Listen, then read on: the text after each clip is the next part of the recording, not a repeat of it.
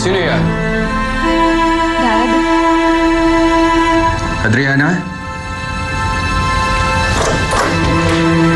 Adriana, halika.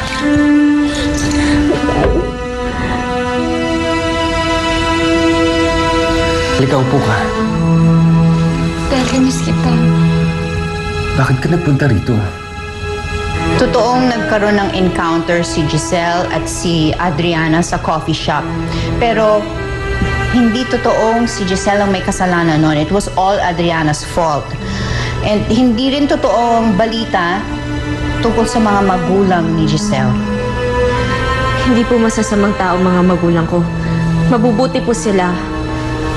Kung sino man ang nagkalat ng mga kasinungalingang yun, sana manahimik na sila. Ano? Buhay na ang papa mo?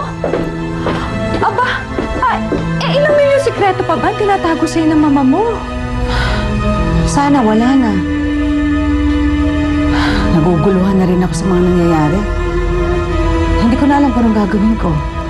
Si Calvin, galit sa akin dahil sa nangyari kay Giselle. Hindi ko alam kung anong uunahin ko.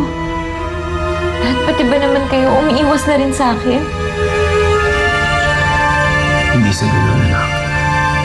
Pero magulo na eh. Magulo mga pangyayari ngayon, pati ikaw nadamay.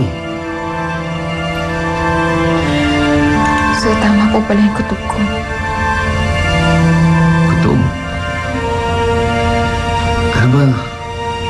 Ano ba ang kutob mo? Alam niyo na hindi akong tunay yung anak.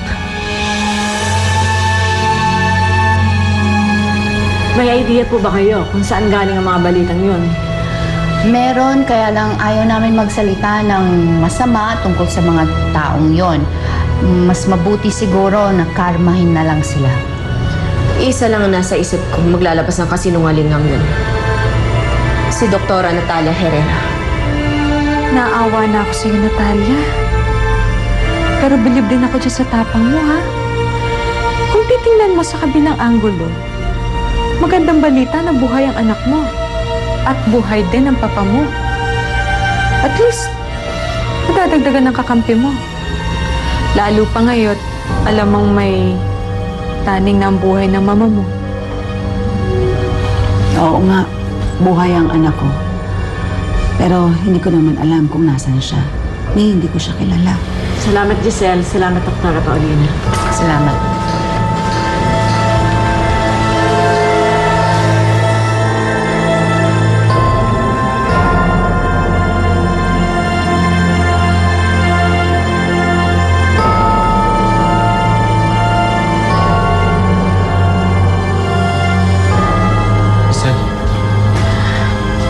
Calvin, pwede bang pagsabihan mo madrasta mo?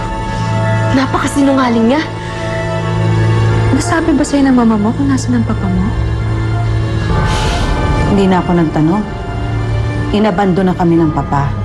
Kaya wala na akong interes malaman kung nasan siya.